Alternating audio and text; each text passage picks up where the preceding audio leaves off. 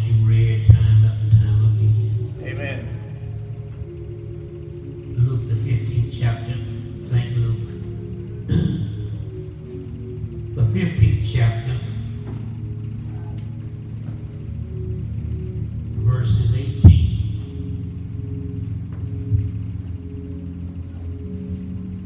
through 24. If you got to say amen. You'll find these words recorded in the New King James Version. I will rise and go to my Father, and I will say unto him, Father, I have sinned against heaven and before thee, and am no more worthy to be called thy son. Make me as one of thy hired servants. And he rose and came to his father. But when he was yet a great way off, his father saw him and had compassion, and ran and fell on him, on his neck, and kissed him. And the father said unto him, and the son said unto him, Father, I have sinned against heaven, Amen, and in thy sight, and am no more worthy to be called thy son. But the father said to his servant, Bring forth the best robe, put it on him, and put a ring on his hand, and shoes on his feet, and bring here the fatted calf, and kill it, and let us eat and be merry. This my son was dead and is alive again. He was lost and is found. And they began to be merry. Amen.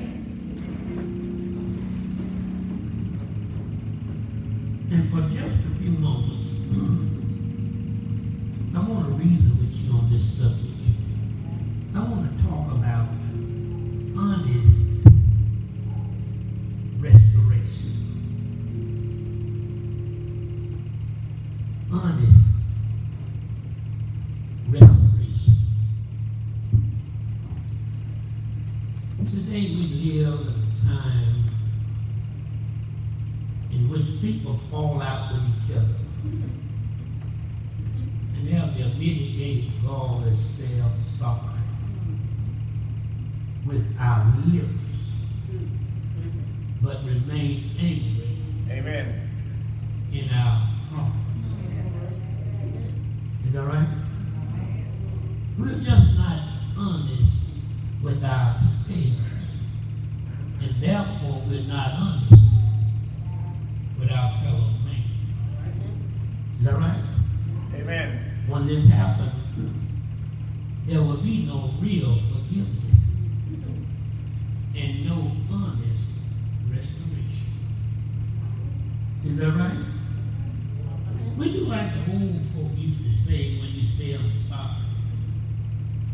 I'm sorry, but I'm going to feed you with a long hamster. Oh, y'all know I'm not lying. Then wonder why our friendship and our fellowship has lost its integrity. Amen.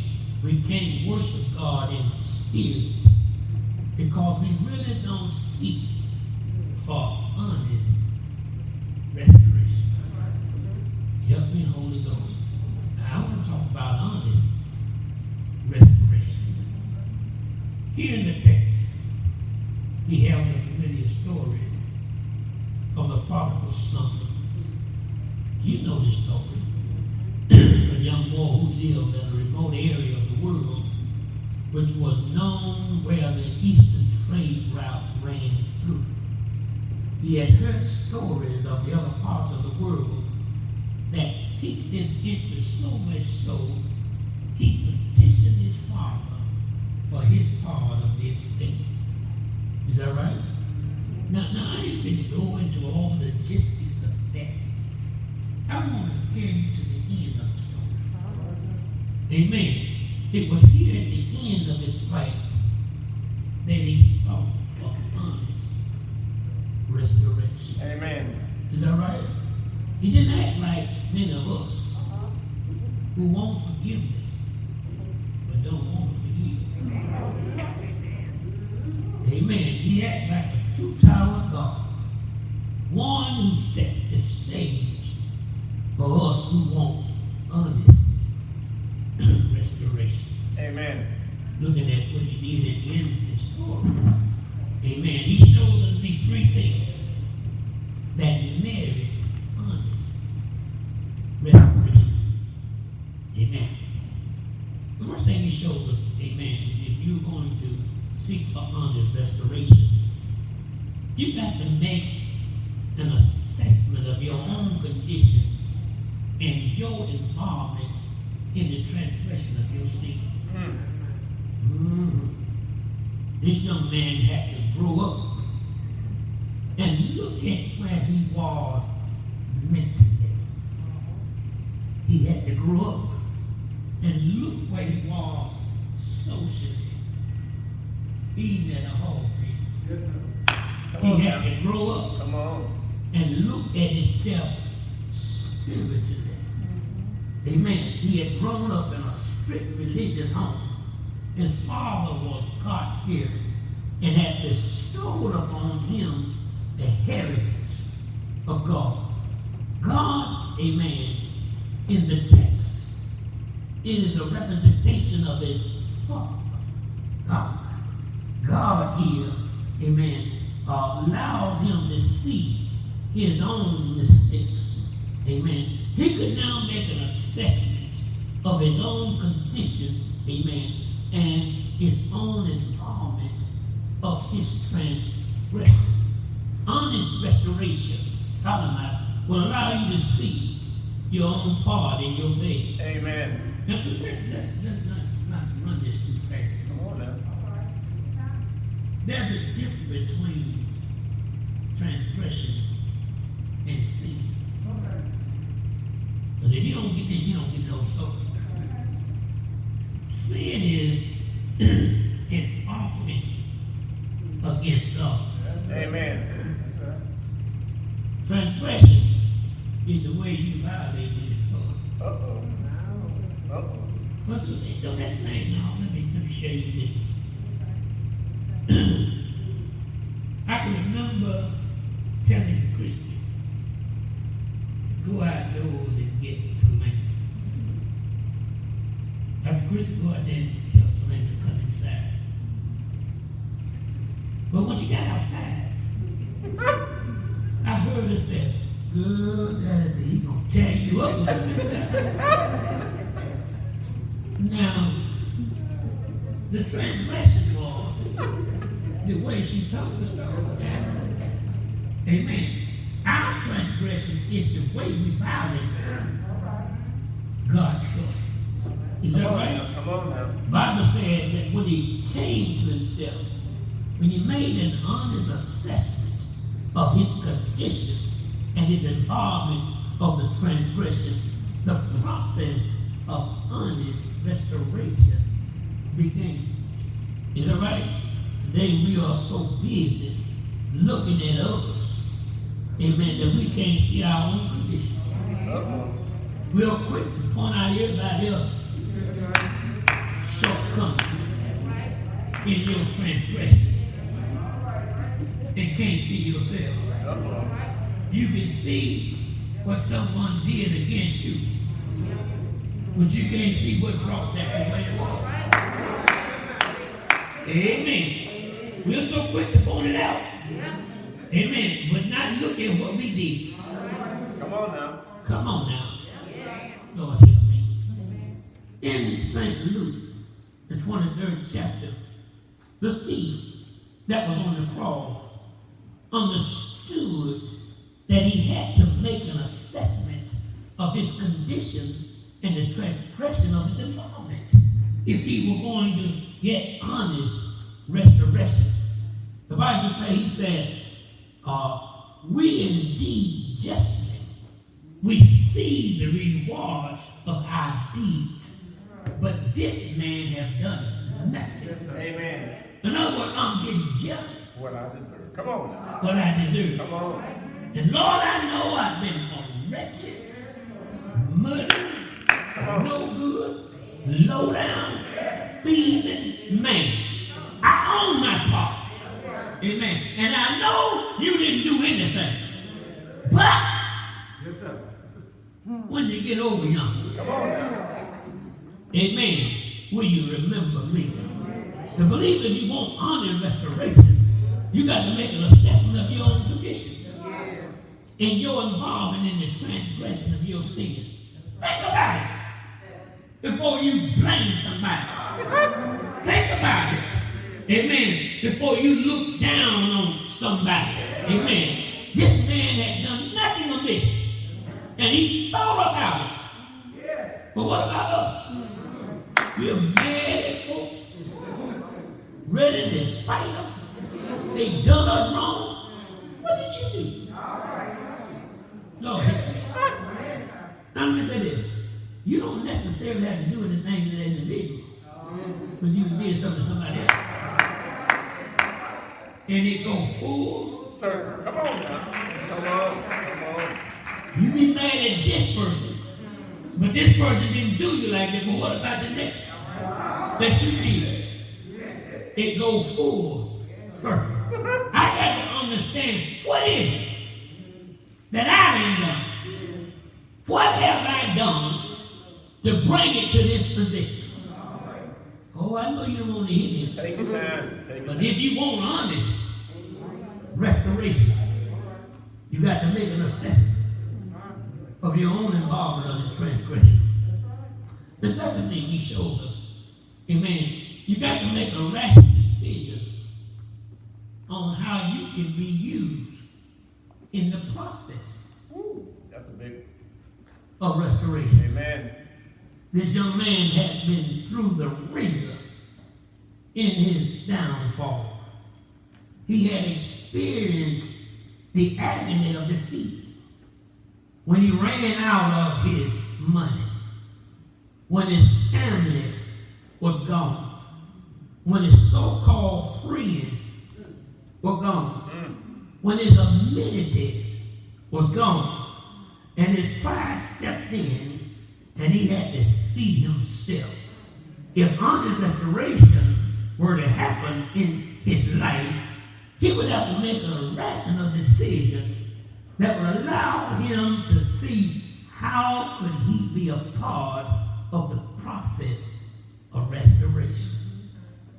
The Bible said he made a rational decision. Come on. He said, I will go to my father. It doesn't matter how wrong I've been, my father had never changed. At first I wanted to leave him, but now I'm making a rational decision to go back to him. One who can change the outcome of my failures. Is that right? The Father is a representation of God in the text, and honest restoration will make you make a rational decision. Here it is, he done belittled his daddy, amen. He belittled his God, and now he said, I got to make a decision. Amen. I got to tuck my tail between my legs and go back to my daddy. Amen. He made a rational decision. And some of us are so proud, so much pride, won't go back to the person you wronged. Let that sink. Amen. You got so much pride that you won't go back to that person and say, I wronged you. I'm sorry. Will you forgive me? This boy made a rational decision and said, I'm going back to my dad. Say it. Is that right? In Judges, the 16th chapter, Samson had to tuck his tail and make a rational decision. His eyes been poked out, his strength been gone, his hair been cut off, and he was locked up in jail. But he made a rational decision. The Bible says he called on the Lord and said, remember me, I pray thee. Strengthen me this one that I may be avenged, amen, of my eyes. Give me what it takes, even if I got to kill myself. Amen. I don't mind dying if restoration gonna come to me on the other side. Come on now. Come on. Amen. We want restoration right here. Amen. And don't worry about that across on the other side. I have restoration on the other side too. If I got to be shown that I ain't nothing but a bag of bones, amen, so let it be. Amen. God, you need to quit blaming God and the devil for everything that go wrong. We are quick to want God to do everything. And so now, how can I play a part Thank you. in bringing restoration?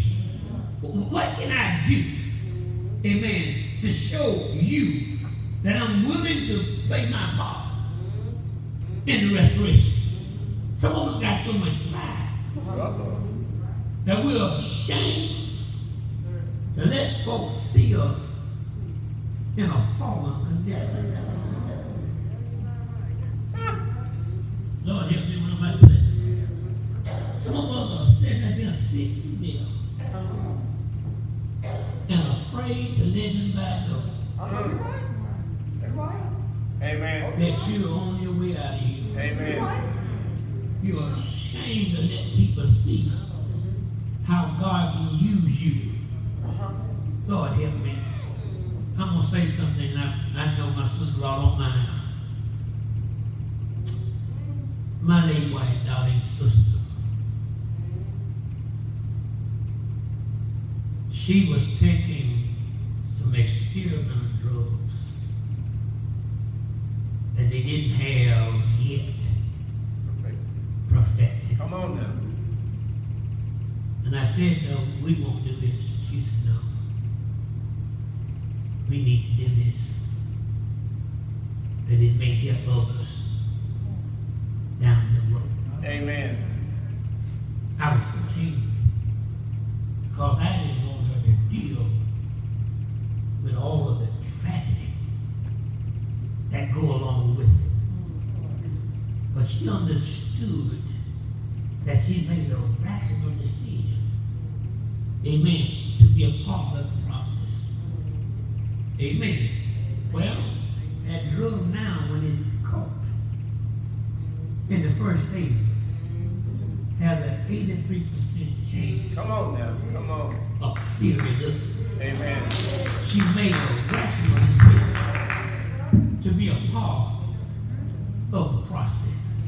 And so the believer need to be mindful, if I want on this restoration, sometimes I got to make a rational decision how I can be a part of the process. Amen. So don't feel like, you don't want folk in your business. You let them know. I ain't trying to hide. Amen. I want you to see what the Lord is doing. Amen. Amen. It doesn't matter what you think. I know what he's doing for me. So you got to make a rational decision. You want honest restoration. You know, I told you we we're going to receive this too. Oh, no, take your time. The third and final thing, I'm going to go and sit down. Honest restoration is he followed through on the plan God gave him for deliverance. This young man had been kicked aside by the society he chose to follow. He had been let down by the so-called friends he had attached himself to. He no longer had the pleasures that satisfied his appetite. Come on now. But now he had come to grips with his life and sought to be restored in his relationship with his father. He wanted honest restoration. So much so that he made an assessment of his condition and showed his involvement in the transgression of his sin. Amen. He wanted honest restoration. So much so, he made a rational decision on how he could be used in the process of restoration. He wanted honest restoration. He was now ready to follow through on the plan that God gave him for deliverance. This young man not only thought on what he could do, but he sought to finish the plans that God gave him. God allowed him to see his father's servant living better than himself. Amen. And it was there he realized that God's Spirit had taught him how to be delivered. He realized that spiritually his father didn't have a problem with him. And he realized, amen, that the final stages of honest restoration is following through on God's plan. God put in his spirit what he had to do. He placed in him a willingness to seek his father.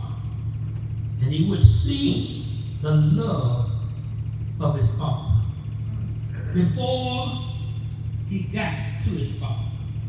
Amen. He was willing to follow through on the plan of deliverance. The Bible said when the father looked out, Come on now. Come on. and saw him coming, he jumped off the porch and started running Come on now. to his boy. Come on. Now the boy seen that the daddy was excited, but that didn't stop him from going on with the plan that God had said to him. Amen. The Bible said the man ran and fell upon him and hugged him. And the boy could have said, well, I'm back in the house. But he said, now, Daddy, I've sinned against God today. Come on. I'm no more worthy Yes, sir. to be called your son. Come on, Amen. man. Just make me one of the hired servants. He said, I'm ready to go through with the plans of salvation. Is that right? His father had compassion and kissed on him. That's what God did for humanity. He looked beyond all of our fault Amen. Amen. and saw our need. He looked down through the scope of time Yes, sir. and saw man in his wretched condition and understood that man had to follow through on my God-given plan if honest restoration Come on now. would have come to pass. John 3:16 says, God so loved the That's the world word. That's the word. that he gave his only begotten Son, that whosoever believed in him. Is that right? If you believe in God's Son and follow through on the plan of salvation, you get honest restoration. Jesus on the cross went through with God's plan of salvation.